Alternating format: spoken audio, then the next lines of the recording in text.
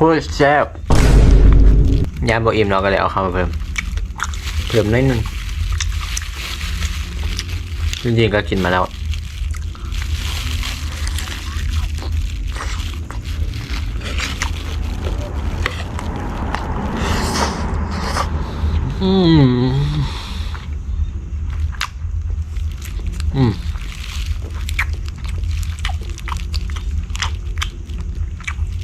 โคตรใหญ่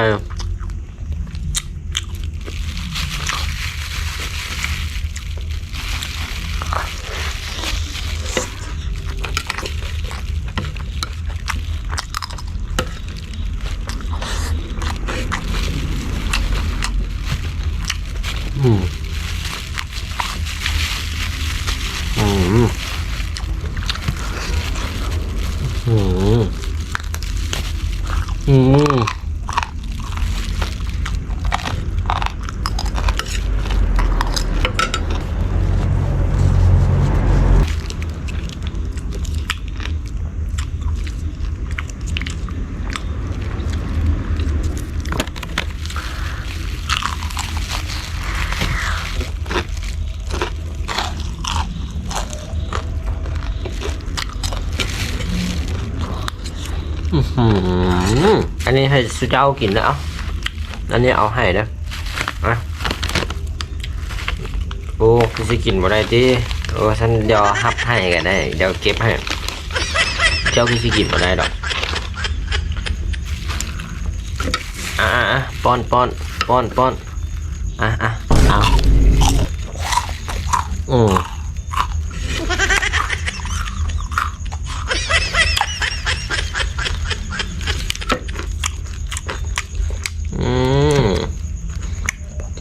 กินว่ะ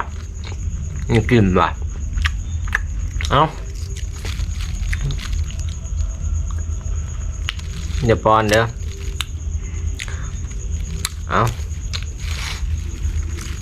เอาไปเลย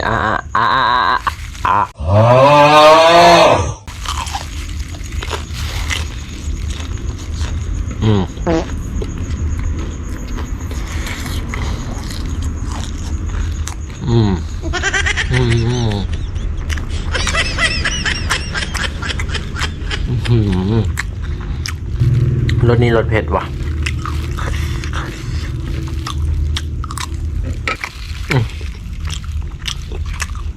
นี่เนาะ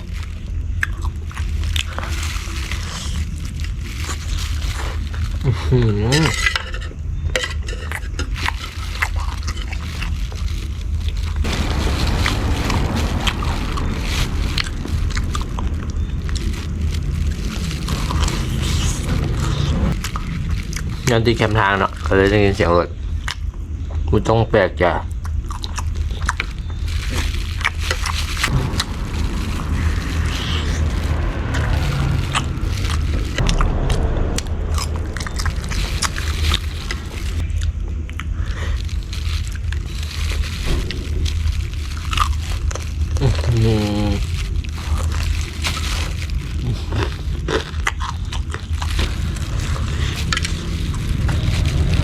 ส่วนที่แซ่บที่สุดก็คือตัวนี้มันจะเป็นเอ็นกรอบ